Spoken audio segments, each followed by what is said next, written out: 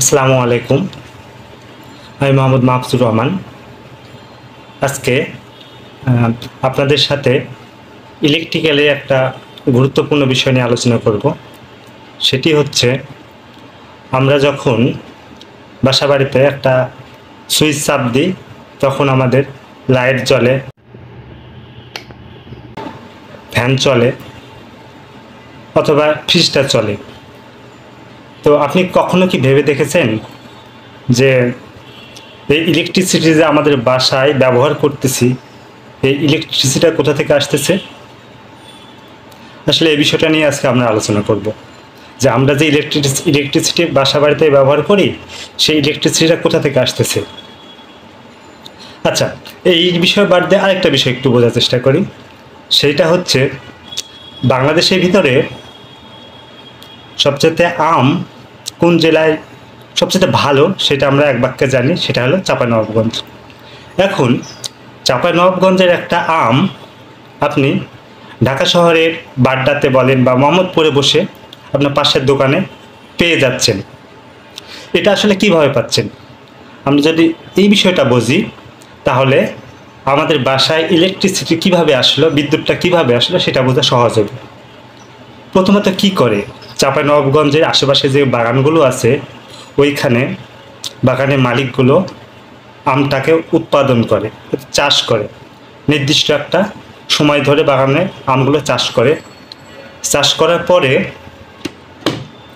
আমগুলো যখন পরিপক্ক হয়, বাজারজাত করার মতো হয়, তখন নির্দিষ্ট একটা জায়গায় নিয়ে এসে আমগুলো বিক্রি করে, একটা হাটে বিক্রি করে, কানসাট বা এরকম একটা জায়গায় বিক্রি করে।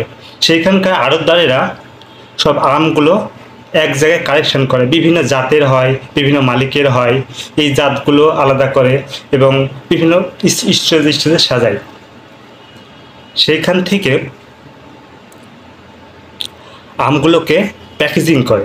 আপনারা দেখবেন ঢাকা শহরে যখন আসে তখন একটা ক্যারেটে আসে, প্লাস্টিকের ক্যারেট, যেগুলোতে মানে স্টেজ বাই স্টেজে সাজানো আছে আম, তার উপর পেপার দেওয়া আছে। একটা স্টেজ সাজানো আছে আম, তারপর আরেকটা স্টেজ সাজানো, তারপর এইভাবে স্টেজে সাজিয়ে আমটাকে প্যাকেজিং করা হয় এবং তাকে তুলে ঢাকা শহরের হয় যাত্রাবাড়ি বা বাইপেল বা অন্য আরও কোনো জায়গায় এটা আসতে পারে, অথবা বাংলাদেশের যে কোনো ডিস্ট্রিক্টে সেটা যেতে পারে। বাংলাদেশের যে কোনো জায়গায় আসলো, ঢাকা শহরে যে যাত্রাবাড়িতে আসলো, যাত্রাবাড়ি থেকে সেটা কি হয়, কোনো আরও আপনার যে আশেপাশে এলাকার জন্য যে বাড্ডার যে লোকটা, যে খুচরা বিক্রেতা, সে আড়তদারের কাছ থেকে আমটা কিনে নিয়ে এসে আপনার বাসার পাশেই বিক্রি করছে ঢাকাতে।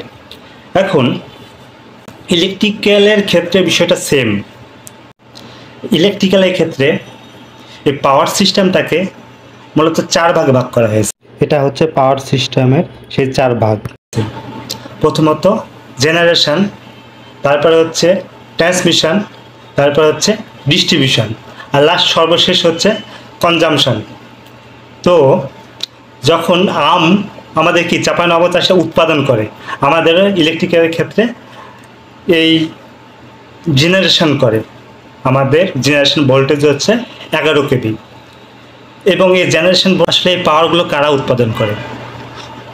বাংলাদেশে সরকার অনুমোদিত, সরকার নিয়ন্ত্রিত আছে বিপিডিবি, আশুগঞ্জ পাওয়ার, নর্থ সাউথ পাওয়ার, আর প্রাইভেট লিমিটেডগুলোর মধ্যে আছে ওরিয়ন, সামিট। এই জাতীয় কোম্পানিগুলো এই বিদ্যুৎটাকে উৎপাদন করে। যেমন আম উৎপাদন করে, তেমনি বিদ্যুৎটাকে এই কোম্পানিগুলো উৎপাদন করে। কত উৎপাদন করে? 11 কেভি, অর্থাৎ 11,000 কিলোভোল্ট তারা উৎপাদন করে। উৎপাদন করার পরে তা এই বিদ্যুৎটা যেটা উৎপাদন করলো সেটাকে আপ করে। আপ কেন করে? যেমন আমটা প্যাকেজিং করছিল পরিবহন করার জন্য, এবং নষ্ট যেন না হয় বা তার লস যেন না হয় আমের, সেই জন্যই, লসটা কমানোর জন্যই ইলেকট্রিসিটিটাকে 11 কেভি থেকে 132 কেভি বা 220 কেভি বা 400 কেভিতে তারা রূপান্তর করে ট্রান্সমিটে, মানে জেনারেশন কাজ হলো, লাল ব্লক করা আছে, এইটা মূলত জেনারেশন এই গ্রিডে দেয়। প্রথমত পাওয়ার উৎপাদন করে লো মানে 11 কেভি উৎপাদন করে এই ভোল্টেজটা বাড়িয়ে stand up step up transformer দিয়ে বাড়িয়ে সেটা গ্রিডে দেয়। এটাই জেনারেশনের কাজ। তারপরে হচ্ছে ট্রান্সমিশন, টাক যেমন আমটা চাঁপাইনবাবগঞ্জে ঢাকাতে নিয়ে আসলো, সেই ট্রান্সমিশন লাইনটা সেম। এইখানে টাওয়ারটা প্রাইমারি ট্রান্সমিশন এবং ব্লকটা সেম। এটা কাজ করে পিজিসিবি বাংলাদেশের একটা কোম্পানি পাওয়ার, যারা শুধু এই ট্রান্সমিটার কাজ করে, যে পরিবহনের কাজ করে। পরিবহন থেকে ডিস্ট্রিবিউশনের আরেকটা পয়েন্ট আছে, যেমন যাত্রাবাড়িতে আপনার আড়তদারেরা আছে, তারা বিভিন্ন কোয়ালিটির লোকের কাছে আমটা বিক্রি করে সেখানে নামিয়ে। যেমনি আমাদের যে ঢাকাতে যে ডিসকো, নেস্কো, আরইবি, পিডিবি এই জাতীয় কোম্পানিগুলো কাছে এরা ওখান থেকে আসে, পিজিসিবি নিয়ে আসে, এখান থেকে তারা ভাগ করে দেয় বিভিন্ন স্থানে ইলেকট্রিসিটি। এটাই হচ্ছে সেই ডিস্ট্রিবিউশন সাইড।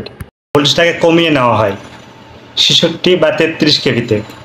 এই 33 কেভিতেও 33 কেভি থেকেও আরেকবার আপ ডাউন করা হয়। এখানে ট্রান্সমিশন, প্রাইমারি ট্রান্সমিশন আছে, সেকেন্ডারি ট্রান্সমিশন আছে। ডিস্ট্রিবিউশনের ক্ষেত্রেও প্রাইমারি ডিস্ট্রিবিউশন আছে, সেকেন্ডারি ডিস্ট্রিবিউশনে। এই 33 কেভিকে কোনো কোনো কোম্পানির জন্য 11 কেভি দিয়ে দেওয়া হয়, এবং সেই ডিস্ট্রিবিউশন পয়েন্ট থেকেই আমাদের বাসাবাড়ির জন্য 440 ভোল্ট, বা যেগুলো অফিস আদালত এর 440 ভোল্ট, এবং বাসাবাড়ির জন্য ট্রান্সফরমার দিয়ে স্টেপ ডাউন করে 220 ভোল্ট বা 220 ভোল্ট দেয়, এবং সেখান থেকে আমরা আসলে এই বিদ্যুৎটা পাই।